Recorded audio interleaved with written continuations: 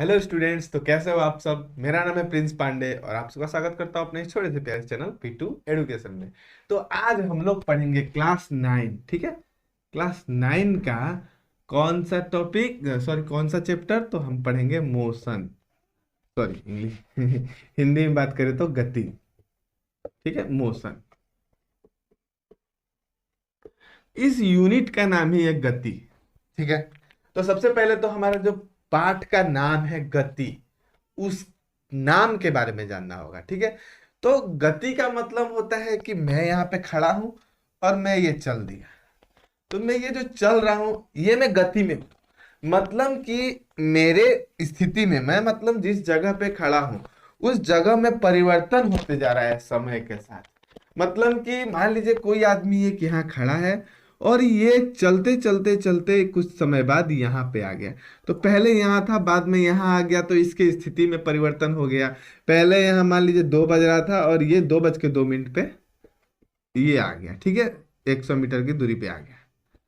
ठीक है, तो यहाँ पे समय के साथ उसके स्थिति में परिवर्तन हो रहा है। ठीक है, समय के साथ उसके स्थिति में परिवर्तन हो रहा है कि मतलब ये जो चल रहा है ना, जब ये व्यक्ति चलता है तो उसे, जब वो चल रहा है उसे ही गति बोलते हैं कि वह व्यक्ति गति में है। मतलब कि वो व्यक्ति मोशन में है, वो चल रहा है। ठीक है, वो समय के साथ अपने स्थिति में परिवर्तन कर रहा है, वही गति है। मतलब कि किसी चीजों का चलना। ठीक है, जैसे मैं ये चल रहा हूँ, ठीक है, तो ये स्थिति में परिवर्तन हो रहा है, मैं ये चल रहा हूं, तो मैं गति में हूं।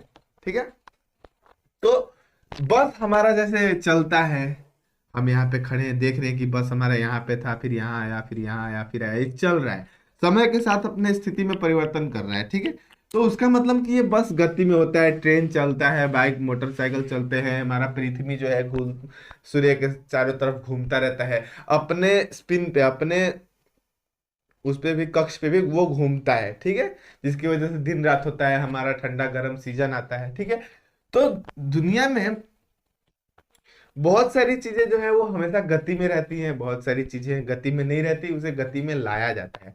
जैसे कि ये मेरा पेन है, यहाँ रखा हुआ है, अब मैं इसे उठा के यहाँ रख रहा हूँ, टेबल पे रख दिया, तो ये कुछ समय के लिए गति में आया। गति किसके द्वारा, गति में किसके द्वारा आया, मेरे द्वारा। ठीक है, लेकिन ये अपने स्थिति में परिवर्तन किया। ठीक है, तो जब कोई वस्तु चलती है वो अपने स्थिति में समय के अनुसार स्थिति में परिवर्तन करता है, तो वो एक जगह से दूसरे जगह समय के साथ हट जाता है, चलता है, तो उस वस्तु को हम लोग गति में कहते हैं। ठीक है, और ये एक जगह रह गया, ऐसे मेरा पेन रखा हुआ है तो ये स्थिर है, लेकिन ये देखिए ऐसे ये चल रहा है तो ये गति में आ रहा है। ठीक है, तो गति और स्थिर समझ गए। हमारे रूम में टेबल रखा हुआ है, वो एकदम शांत एक जगह पर खड़ा है, खड़ा मतलब रखा हुआ है, तो वो स्थिर है। लेकिन जब उसे हम धक्का देंगे तो उसे हम गति में ला सकते हैं। ठीक, तो जब कोई वस्तु अपने स्थिति में परिवर्तन नहीं करता है तो वो रेस्ट में है, यानी कि वो स्थिर है। और जब वो समय के साथ अपने स्थिति में, मतलब कि अपने एक पॉइंट से दूसरे पॉइंट पे डिस्प्लेस हो रहा है, मतलब कि वो अपने परिवर्तन कर रहा है अपने जगह में। ठीक है, तो समय के साथ अपने स्थिति में परिवर्तन करता है, मतलब कि वो वस्तु गति में है। तो यहाँ स्थिर और गति आप लोग समझ गए। ठीक है, गति बहुत सारा है, मैंने बताया, जैसे कि बस हमारा गति में रहता है, ट्रेन हमारा गति में रहता है, सूर्य ये है हमारा, पृथ्वी उसके चारों तरफ गोल घूमती रहती है, पृथ्वी अपने जगह पे भी ऐसे ऐसे घूमती रहती है, जिसके चलते हमारा 24 घंटा के अंदर दिन और रात होता है, और ऐसे घूमती है तो हमारा सीजन चेंज होता है। ठीक है, तो हर चीज गति में होती है। नदी भी देखते हैं कि आगे की तरफ फ्लो करता रहता है, बहता रहता है। हमारा हवा जो है, जो दिखाई नहीं देता, वो भी गति में रहता है, पर वो कैसे हम लोग जानते हैं कि गति में है? हवा चलता है तभी तो पेड़ पौधों की पत्तियां हिलती हैं, धूल दिखाई, धूल की वजह से हमें दिखाई देता है हवा की, हवा इधर की तरफ बह रहा है, हम महसूस भी करते हैं, हवा हमारे ऊपर टकराता है। तो बहुत सारी चीजें दुनिया में जो गति में रहती है। ठीक है, तो गति और स्थिर आप लोग समझ गए। ठीक है, यानी कि रेस्ट और मोशन। ठीक है, तो गति किसे कहते हैं? गति, जब कोई वस्तु, ठीक है, जब कोई वस्तु या कुछ भी, जब कोई वस्तु ही लिख दे रहा हूं मैं, इंसान इंसान सब कुछ होता है, जब किसी चीज, ठीक है, जब कोई वस्तु, कुछ भी लिख लो, मैं तो यहाँ परिभाषा नहीं समझाना जरूरी है। जब कोई वस्तु समय के साथ अपने स्थिति में परिवर्तन करता है, ठीक है, समय के साथ अपने स्थिति में परिवर्तन करता है तो वो गति में कहलाता है। ठीक है, तब वो वस्तु गति में है कहलाता है। ठीक है, जब कोई वस्तु समय के साथ अपने स्थिति में परिवर्तन करता है, समय के साथ अपने स्थिति में परिवर्तन करता है, स्थिति में परिवर्तन लाता है, ठीक है, परिवर्तन करता है, तब उस वस्तु को हम गति में कहते हैं। ठीक है, तब वह वस्तु गति में है कहलाती है। ठीक है, तब वह वस्तु गति में है कहलाती है। ठीक है, कहलाती है। ये मैं बना के खुद से लिख रहा हूँ, समझाने वाला चीज है। ठीक है, ये परिभाषा नहीं है, किताबी परिभाषा नहीं है। ये जो चीज मैं समझा हूं, जिसे मैं समझा रहा हूं, वो यहाँ पे मैं लिखा। ठीक है, नोट्स आपको चाहिएगा तो मैं डिस्क्रिप्शन में दे दूंगा। ठीक है, तो कोई वस्तु समय के साथ अपने स्थिति में परिवर्तन करता है तो वो गति में कहलाता है। ठीक है, अब गति तो समझ गए। ठीक है, अब मान लेते हैं किसी चीज का, जैसे कि आपको एनसीईआरटी बुक में दिया है गति का वर्णन। ठीक है, एक टॉपिक है गति का वर्णन 8.1। ठीक है, तो हम लोग किसी चीज का एड्रेस बताते हैं, जैसे कि मेरा घर ही किसी को बताना है तो मैं बताता हूँ गुड़ बाजार के पास। तो एक गुड़ बाजार को, मतलब यहाँ पे एक मार्केट है, डेली वीकली मार्केट, तो वीकली मार्केट को मैं एक निर्देश बिंदु समझ के मैं बताता हूँ कि मार्केट से 100 मीटर की दूरी पर एक गली में मेरा घर है। तो मार्केट का मैंने निर्देश बिंदु धर लिया। ठीक है, तो किसी चीज, किसी भी जगह की स्थिति बताने के लिए एक निर्देश बिंदु की आवश्यकता होती है कि ये मार्केट, ये मेरा घर। तो मार्केट से 100 मीटर की दूरी पर चलकर 100 मीटर की दूरी पर चलकर एक गली में मेरा घर है। तो ये यहाँ हम लोग मार्केट को निर्देश बिंदु माने। ठीक है, तो किसी भी जगह की स्थिति बताने के लिए हमें निर्देश बिंदु की आवश्यकता पड़ती है। ठीक है, और एक बात आपको बताऊं मैं। ठीक है, तो और एक बात बताऊं आपको कि हम देखते हैं कि बहुत सारी चीजें जो स्थिर रहती हैं लेकिन वो कभी कभी हमें गति में दिखाई देती है। जैसे कि हम ये रोड पे बस के अंदर बैठे हैं। ठीक है, यहां पे हमारा एक पेड़ है, यहां पे हमारा एक पेड़ है। ठीक है, और ये बस के अंदर हम लोग बैठे हुए हैं। बस भी थोड़ा बड़ा बना देता हूँ। ठीक, और यहां से हम जब चलते हैं, किसी बस में हम ट्रेवल करते हैं, तो देखते हैं कि हमारे जो कि रोड के साइड का जो पेड़ है वो बहुत, अगर बस स्पीड से है तो वो पेड़ भी बहुत स्पीड से पीछे की तरफ जाता है कि नहीं। अगर हम बस से आगे की तरफ बढ़ रहे हैं तो जितना भी सारा हमारा रोड के साइड में पेड़ है वो बहुत गति से पीछे की तरफ जाते हुए दिखाई देता है। हमें प्रतीत होता है कि वो पेड़ गति कर रहा है, पीछे की तरफ हमारा वो जा रहा है। लेकिन वास्तविक में तो वो पेड़ स्थिर रहता है, हमें सब पता है ये।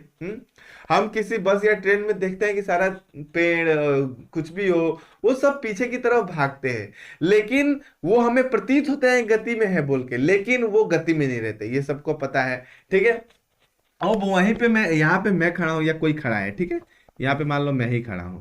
ठीक है, यहाँ आप खड़े हो तो देखोगे कि यहाँ से ये पेड़ आपको स्थिर दिखाई देगा, लेकिन वही बस में बैठा व्यक्ति को वो गति में दिखाई देगा।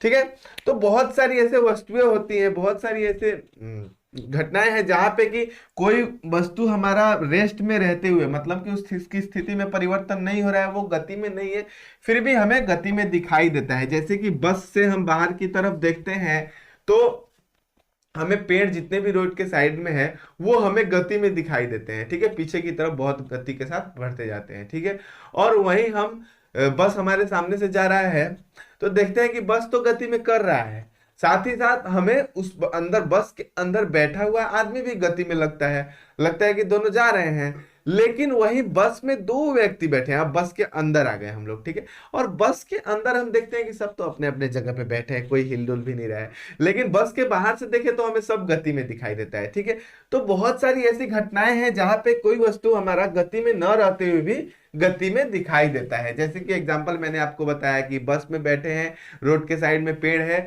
लेकिन वो आपको जब बस में ट्रेवल कर रहे हैं, चल रहे हैं, तो वो आपको गति में दिखाई देगा। जो बगल का पेड़ है लगेगा कि वो बहुत गति के साथ पीछे की तरफ हमारा भाग रहा है, चला जा रहा है। ठीक है, वैसे ही अगर बस के बाहर आप खड़े हैं और बस में देखेंगे तो बस गति में दिखाई देगा ही, लेकिन उसके अंदर बैठा आदमी भी आपको गति में दिखाई देगा। लेकिन वास्तविक में बात करें तो वो व्यक्ति तो बस के अंदर बैठा हुआ है, वो थोड़ी कहीं हिल डुल रहा है, वो तो अब गति में है ही नहीं, वो बस के साथ गति में है। और बाहर से हमें दोनों गति में प्रतीत होते हैं, और अंदर जाके देखे तो अंदर बैठा दो व्यक्ति एक दूसरे को स्थिर पाता है बस में, अगर बस चल रहा है फिर भी। तो बहुत सारी ऐसी चीजें होती है जो स्थिर रहते हुए भी गति में दिखाई देती है, ठीक है, कभी कभी ऐसा घटना हमारा होता रहता है, ठीक है। तो ये सब चीजें तो जान गए। अब हम लोग जान गए कि गति भी क्या होता है, ये भी जान गए। अब हम लोग देखते हैं दूरी।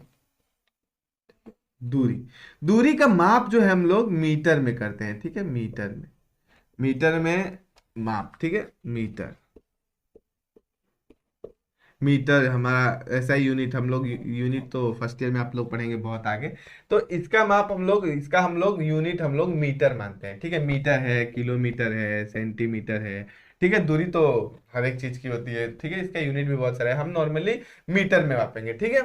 तो दूरी क्या होता है बताता हूं। एक ये बिंदु है और यहां पे हमारा बस था, ये कुछ समय बाद गति में चल रहा है, और ये गति में होते हुए आगे की तरफ बढ़ते बढ़ते हमारा इस बिंदु पे आ गया, ठीक है, ये बस, ठीक है। यहां से यहां गया, और ये बस जो है वो 10 मीटर, 20 मीटर, 30 मीटर, 30 मीटर की दूरी ट्रेवल किया, ठीक है। यहां 0 से 30 मीटर की दूरी हमारा ये बस जो है तय किया, दूरी तय किया, ठीक है। तो ये इसका दूरी क्या हुआ, ये यहां से यहां जो गया है, ठीक है, तो ये 0 मीटर से लेके 30 मीटर की दूरी पे गया। तो इसका प्रारंभिक बिंदु से अंतिम बिंदु के बीच का जो हमारा दूरी है, बीच का जो हमारा माप है, दूरी का माप हम लोग करते हैं, वो हमारा 30 मीटर हो गया। तो अगर हमसे कोई सवाल पूछे कि ये बस कितनी दूरी तय करता है, तो ये 30 मीटर की दूरी तय किया, ठीक है। तो दूरी क्या है आप लोग समझ गए।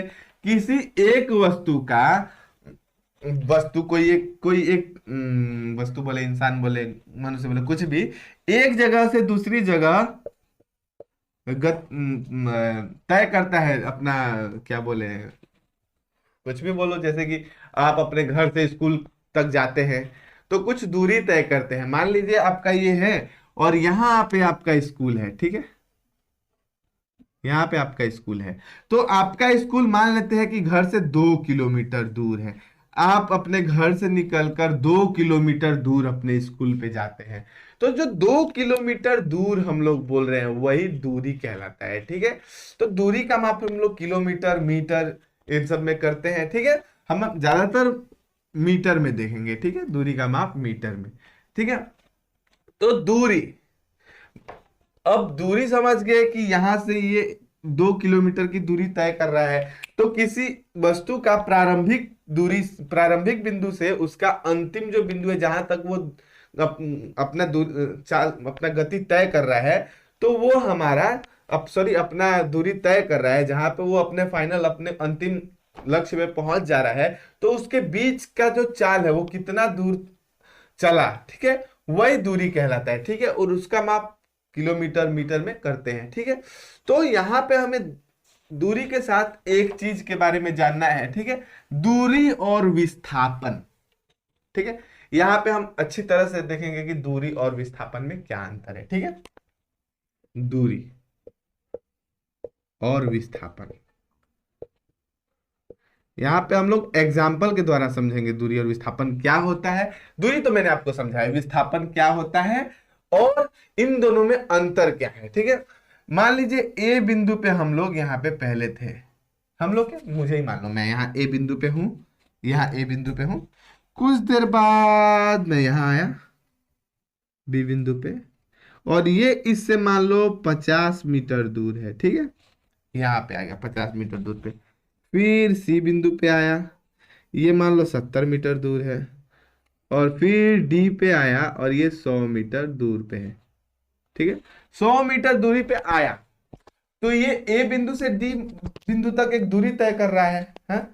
ए बिंदु से डी बिंदु तक जो हमारा, ये मैंने दूरी तय किया, कितना दूरी, 100 मीटर की दूरी तय किया। फिर मैं यहां से मुड़ के 50 मीटर आ गया, ठीक है। 50 पे आ गया, बी पे आ गया।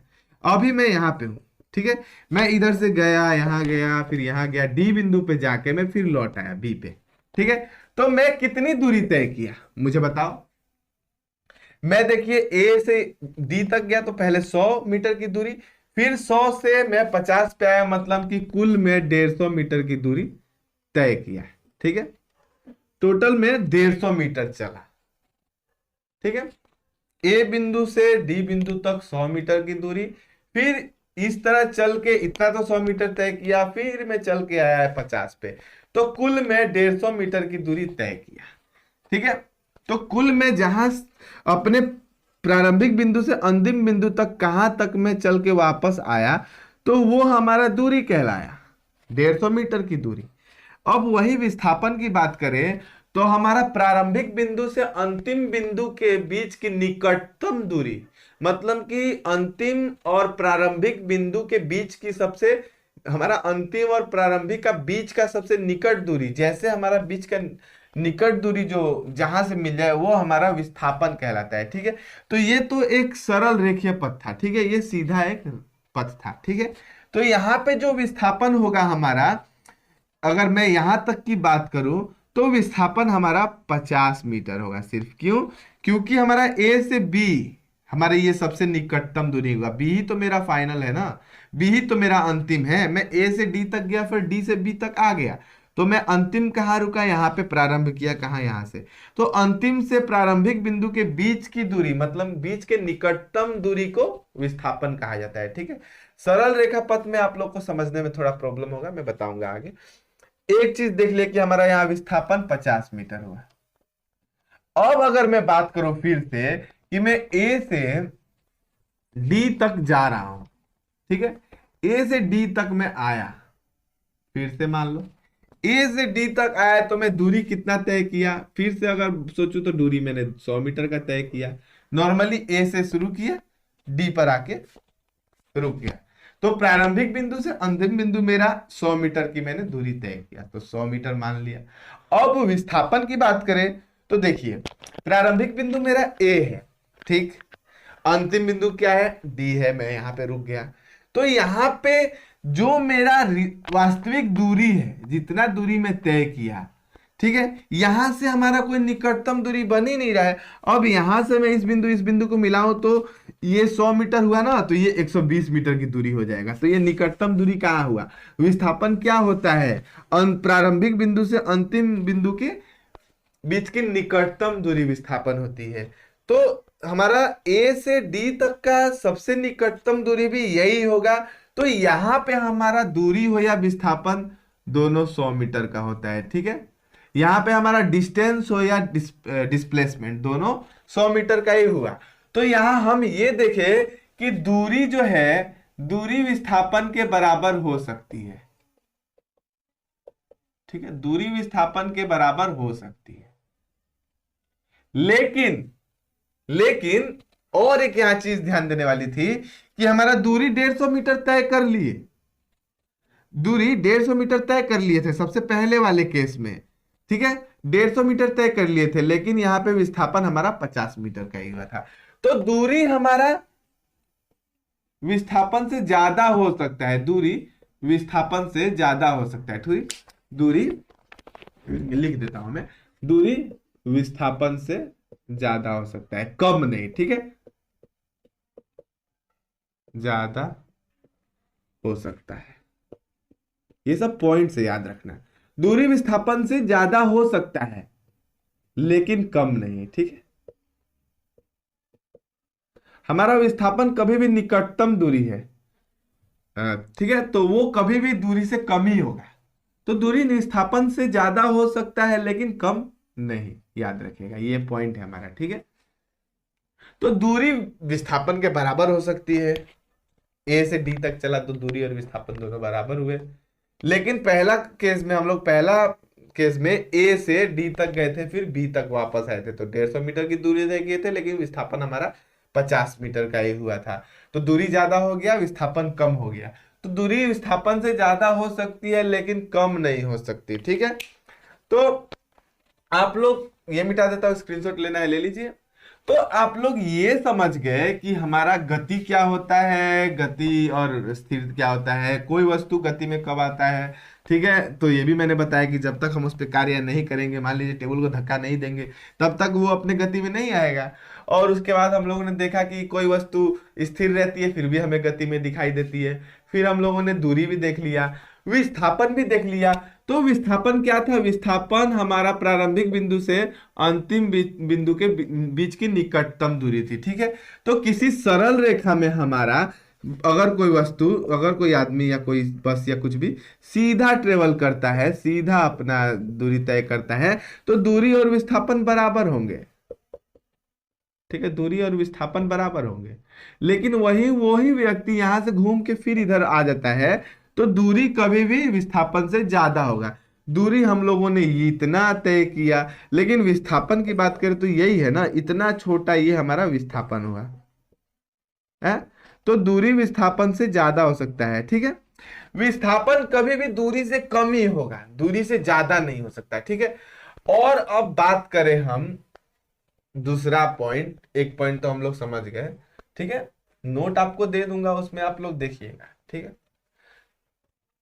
तो दूरी विस्थापन के बराबर हो सकता है, डी दूरी और विस्थापन मतलब कि डिस्प्लेसमेंट, पूरा लिख ही देता हूं। ठीक है, दूरी इक्वल टू विस्थापन, ये हो सकता है, ये केस है। ठीक है, ये केस है, केस है। ठीक है, तो दूरी विस्थापन के बराबर हो सकता है। दूरी, दूरी जो है विस्थापन से ज्यादा हो सकता है। ठीक है, अब एक बात बताइए, दूरी क्या हो रहा है? हम कोई एक दूरी तय कर रहे हैं, किसी एक जगह से दूसरी जगह जा रहे हैं, तो उसके बीच का जो दूरी हो रहा है वही हम माप कर रहे हैं और उसे दूरी बोल रहे हैं। ठीक है, दूरी दूरी दूरी दूरी दूरी दूरी, यहां से यहां गया, तो यहां से यहां कुछ मैं दूरी तय किया ना, मान लीजिए 5 मीटर का भी दूरी तय किया, तो एक दूरी तय कर रहा हूं ना। तो दूरी कभी भी शून्य नहीं हो सकता। कोई वस्तु गति में आके अपने स्थिति में परिवर्तन करेगा तभी वो एक दूरी तय करेगा। तो दूरी कभी भी शून्य नहीं हो सकता।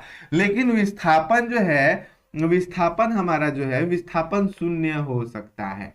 ठीक है, विस्थापन शून्य हो सकता है, विस्थापन शून्य हो सकता है। ठीक है, विस्थापन हमारा शून्य हो सकता है। अब विस्थापन शून्य कब होता है वो भी आपको मैं बताऊंगा। ठीक है, तो दूरी कभी भी शून्य नहीं हो सकती, दूरी दूरी कभी भी ऋणात्मक नहीं हो सकती। ठीक है, दूरी कभी ऋणात्मक नहीं हो सकती, ऋणात्मक। दूरी कभी शून्य नहीं हो सकती, दूरी कभी ऋणात्मक नहीं हो सकती। ठीक है, दूरी कभी शून्य नहीं हो सकती, दूरी कभी ऋणात्मक नहीं हो सकती, ये हमेशा पॉजिटिव रहेगी, यानी कि धनात्मक रहेगी, धनात्मक रहेगी। ठीक है, हमेशा धनात्मक। अब ये धनात्मक क्यों रहेगी? क्योंकि एक वस्तु दूसरी वस्तु, एक स्थिति से दूसरी स्थिति, अपनी स्थिति में परिवर्तन करेगा, तो वो हमेशा कहीं एक जगह से दूसरी जगह चला है, और जब वो चला है तो एक दूरी तय किया है, तो दूरी कभी भी पॉजिटिव रहता है, वो शून्य और ऋणात्मक नहीं होता है। लेकिन विस्थापन जो हमारा है वो शून्य भी हो सकता है, ऋणात्मक भी हो सकता है, धनात्मक भी हो सकता है। ठीक है, धनात्मक भी हो सकता है। ठीक है, धनात्मक भी हो सकता है।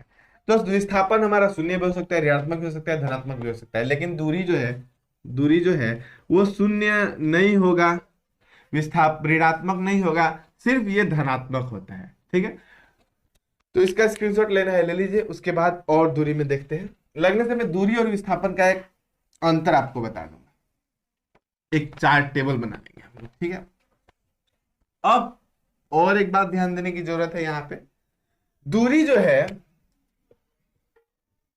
दूरी अक्षर में लिखता हूं, दूरी, दूरी का कोई दिशा नहीं होता, दिशा नहीं होता।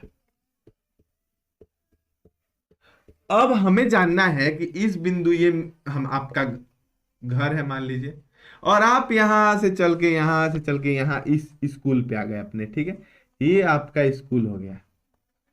ठीक है, तो अब आप, मानता हूं कि 5 किलोमीटर की दूरी तय करके अपने घर से विद्यालय पहुंचते हैं। ठीक है, तो हमें डायरेक्ट पता चलता है कि ये 5 किलोमीटर की दूरी है। जबान फिसल गई, तितला के बोल दिया मैं, तितला के तितला दिया मैं ठीक है। तो एक दूरी में 5 किलोमीटर की दूरी तय किया। अब कोई मुझसे सवाल किया कि तुम्हारे घर से स्कूल की दूरी कितनी है, तो 5 किलोमीटर। यहां आपको दिशा की कोई जरूरत नहीं है कि आपका दिशा किस दिशा से होकर गए, ठीक है। तो दूरी का कोई दिशा नहीं होता, लेकिन विस्थापन की बात करें तो विस्थापन का दिशा होता है। विस्थापन का दिशा होता है, दिशा होता है, विस्थापन का दिशा होता है, विस्थापन का दिशा होता है, ठीक है। दूरी का कोई दिशा नहीं होता, विस्थापन का दिशा होता है, ठीक। यहाँ पे दूरी और दिशा में अंतर भी हम लोग देख लिए, सॉरी दूरी और विस्थापन में अंतर भी हम लोग देख लिए, लगने से एक जगह हम वो अंतर देख लेंगे, अभी सिर्फ समझने की जरूरत है। तो दूरी और विस्थापन, दूरी का दिशा नहीं होता, विस्थापन का दिशा होता है, ठीक है। अब देखिए, हमारा दो राशियां होती है, ठीक है। एक सदिश राशि, एक अदिश राशि। सदिश, स्पेलिंग गलती होगा तो उस पर ध्यान मत देना, स्पेलिंग सही लिख लेना। सदिश राशि, अदिश राशि।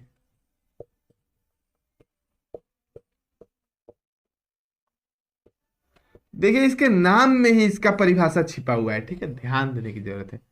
सदिश, दिश का मतलब मान लीजिए दिशा, और सौ मतलब दिशा सहित, ठीक है। सदिश मतलब कि ये जो राशि है, इस राशि का मान भी होता है, हाँ, कोई वैल्यू होती है, जैसे कि 5 किलोमीटर हम लोग दूरी माप रहे हैं, तो ये एक मान कहलाता है, ठीक है। मान भी होती है और दिशा भी होता है, ठीक है। जिस राशि का मान भी होता है और दिशा भी होता है, वो राशि सदिश राशियां कहलाती है, ठीक है। जैसे कि हमारा जो विस्थापन था, एग्जाम्पल हम विस्थापन से लेंगे, हम लोग विस्थापन ही पढ़े ना अभी। तो विस्थापन का एक मान हो रहा था 50 मीटर, 100 मीटर, ठीक है। तो विस्थापन जो है, ये एक सदिश राशि है, इसका एक मान भी हो रहा था और इसका दिशा भी होता है, ठीक है। तो विस्थापन एक सदिश राशि है। सदिश राशि क्या होती है? जिन राशियों का जिन राशियों का आपका मान और दिशा दोनों होता है, वो सदिश राशि कहलाती है, यानी कि वेक्टर। वेक्टर, ठीक है। वेक्टर जिसका कि आपका मैग्नीट्यूड भी होगा और डायरेक्शन भी होगा, ठीक है। आपका सदिश राशि का मतलब होता है कि वेक्टर, वेक्टर मतलब कि आपका मैग्नीट्यूड भी होगा और आपको डायरेक्शन भी होगा, ठीक है। मैग्नीट्यूड और डायरेक्शन दोनों होगा। और वही अदिश राशि की बात करें तो वहां पे मतलब कि दिशा रही, दिशा इसका नहीं होता। अदिश राशि का सिर्फ मान होता है, दिशा नहीं होता, ठीक है। जैसे कि इसका एग्जांपल हम लोग दूरी लेंगे, ठीक है। एग्जांपल दूरी। अब दूरी हमें जानना था कि 5 किलोमीटर आपका घर से विद्यालय दूर है। यहाँ पे आपको कोई दिशा की जरूरत नहीं पड़ी थी, थोड़ी देर पहले मैं आपको बताया। तो अदिश राशियां वो राशियां होती हैं जिनका सिर्फ केवल मान होता है, उनका दिशा नहीं होता। सदिश राशियां वो राशियां होती है जिसमें मान होता है और साथ ही साथ उस राशि का दिशा भी होता है। इसका एग्जाम्पल मैंने विस्थापन बताया है, करंट, बहुत इसका एग्जाम्पल है, आगे आपको बताऊंगा। सदिश राशि आपका दूरी जिसका सिर्फ मान होता है, सॉरी अदिश राशि जिसका सिर्फ मान होता है, इसका एग्जाम्पल मैंने दूरी बताया, ठीक है। तो यहाँ पे आप सदिश और अदिश राशियों के बारे में भी जान गए, ठीक है। इसके बाद अब हम लोग देखते हैं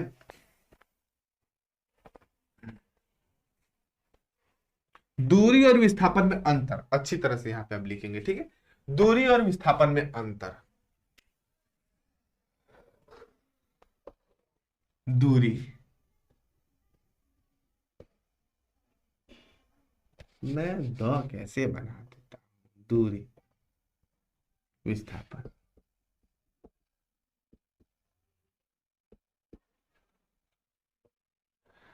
अब यहाँ पे आप दूरी किसे कहते हैं, विस्थापन कैसे कहते हैं, किताब से परिभाषा लिख लीजिएगा, ठीक है। दूसरा हम लोग इसका अंतर देखें तो इसका अंतर होता है कि दूरी कभी शून्य नहीं होती, ठीक है। दूरी कभी शून्य ऋणात्मक नहीं होता। दूरी कभी शून्य या ऋणात्मक नहीं होता, नहीं होता। ठीक है।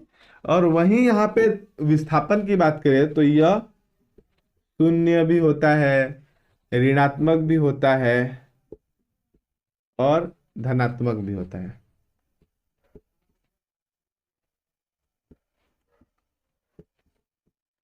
धनात्मक भी होता है। एक बार मैं चेक कर लेता हूँ कि मेरा वीडियो रिकॉर्ड हो रहा है कि नहीं। रिकॉर्ड हो रहा है। तो एक बात आपको बताना भूल गया कि विस्थापन शून्य कब होता है। ठीक है। तो हम एक सरल रेखा वाला तो गति पढ़े, साथ ही साथ हमारा एक गोलाकार गति होती है, गोलाकार। ठीक है। तो गोलाकार गति में हमारा विस्थापन शून्य होता है। देखिए कैसे। ठीक है। मान लीजिए ये हमारा एक गोलाकार रास्ता है, यहां से आप अपनी दूरी तय किए और इधर मूव करते करते इधर चलते चलते चलते चलते फिर से आके इसी बिंदु पे आ गए। ठीक है। तो आपका देखिए यहाँ पे अंतिम बिंदु जो है और प्रारंभिक बिंदु जो था, प्रारंभिक, अंतिम और प्रारंभिक बिंदु दोनों एक ही है। दोनों एक ही है। ठीक है। प्रारंभिक बिंदु हो या अंतिम बिंदु हो, ये प्रारंभिक और अंतिम बिंदु दोनों एक ही हो गया। तो आप मान लीजिए कि इस गोला का आप दूरी तय कर लिए 10 किलोमीटर। ठीक है। लेकिन अब अंतिम बिंदु और प्रारंभिक बिंदु के बीच की निकटतम दूरी हमारा विस्थापन कहलाती है। तो यहाँ पे प्रारंभिक और बिंदु और अंतिम बिंदु तो दोनों एक ही हो गए। अब एक ही बिंदु का दूरी कहाँ होगा, तो इन दोनों के बीच कोई दूरी ही नहीं हुई, तो ये हमारा विस्थापन यहाँ पे शून्य हो जाता है। तो याद रखिएगा, गोलाकार गति में, गोलाकार वस्तु में आप किसी गोलाकार रास्ते में गति करते हैं और आपका प्रारंभिक और अंतिम बिंदु दोनों एक ही हो जाता है, तो वहां पे आपका विस्थापन शून्य हो जाता है। ठीक है। अब मान लीजिए कि आप यहां से यहां ट्रेवल किए। ठीक है। ये आपका 5 किलोमीटर का रास्ता था, तो आप दूरी 5 किलोमीटर के तय किए, लेकिन अंतिम बिंदु और प्रारंभिक बिंदु के बीच की निकटतम दूरी मान लीजिए 2 किलोमीटर, ये और यही हमारा विस्थापन हो जाता है। ठीक है। तो विस्थापन आपको सिर्फ अंतिम और प्रारंभिक बिंदु और अंतिम बिंदु के बीच की निकटतम दूरी होती है। ठीक है। और इसका दिशा होता है। ठीक है। ये इधर भी मुड़ा, इधर भी मुड़ा, इधर भी मुड़ा, लेकिन हमारा जो विस्थापन है सिर्फ डायरेक्ट ऐसे इस तरफ मुड़ा है। ठीक है। तो विस्थापन का दिशा भी होता है। ठीक है। अब दूरी का केवल मान होता है, दिशा नहीं होता। ठीक है। दूरी का केवल मान होता है, मान होता है, दिशा नहीं होती। ठीक है। दिशा नहीं होती। आपको ये मिटा देता हूं। विस्थापन का मान और दिशा दोनों होता है। मतलब मान और दिशा दोनों होता है, ये तो समझ गए। यहां पे हमें ये नहीं लिखना चाहिए, यहां हमें लिखना चाहिए कि दूरी एक अदिश राशि है। दूरी एक अदिश राशि है, अदिश राशि है, यानी कि इसका केवल मान होता है, दिशा नहीं होता, अदिश राशि का। और विस्थापन एक सदिश राशि है।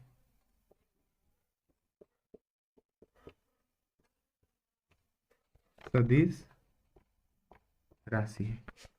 और दो चार अंतर होंगे, अगर होंगे तो किताब से हम लोग देख लेंगे, मैं आपको नोट दे दूंगा। ठीक है। ये हमारा जरूरी अंतर था। ठीक है। यहाँ पे लिख दीजिएगा, दूरी हमारा प्रारंभिक बिंदु से अंतिम बिंदु के बीच की दूरी हमारा दूरी, और विस्थापन हमारा प्रारंभिक बिंदु से अंतिम बिंदु के बीच की निकटतम दूरी विस्थापन कहलाती है। ठीक है। तो यहाँ पे दूरी, विस्थापन, गति, कोई वस्तु गति में कैसे होती है, गति क्या है, कोई वस्तु स्थिर है तो क्या है, और बहुत सारी चीजें हम लोग देख लिए कि कोई वस्तु गति में न होते हुए भी कभी कभी गति में हमें दिखाई देने लगती है, कुछ ऐसी घटनाएं होती हैं। ठीक है। तो इन सब के बारे में पढ़ लिए, और आगे ये चैप्टर हमारा बहुत बाकी है, लेकिन इस वीडियो को मैं यहाँ पे खत्म करना चाहूंगा। ठीक है। क्योंकि आगे अभी मुझे कुछ और भी काम है। तो ये मेरा वीडियो पार्ट 1 है। इसके बाद हम पार्ट 2 बनाएंगे, ना जाने पार्ट 3 4 कितना तक ये यूनिट जाएगा। इसमें 4-5 पार्ट हो सकता है कि बन जाए। तो ये पहला पार्ट था। अगर आपको ये वीडियो अच्छा लगा तो वीडियो को लाइक करना, और अपने इस छोटे से प्यारे चैनल को सब्सक्राइब कर बेल आइकन प्रेस कर देना, ताकि अगला वीडियो डालूं, पार्ट 2 वीडियो डालूं, तो नोटिफिकेशन आपके पास सबसे पहले जाए और सबसे पहले आप उस वीडियो को देखकर अपना कॉन्सेप्ट क्लियर कर सको। तो अभी के लिए इतना ही, मिलेंगे अगले वीडियो में। थैंक यू, धन्यवाद, जय हिंद।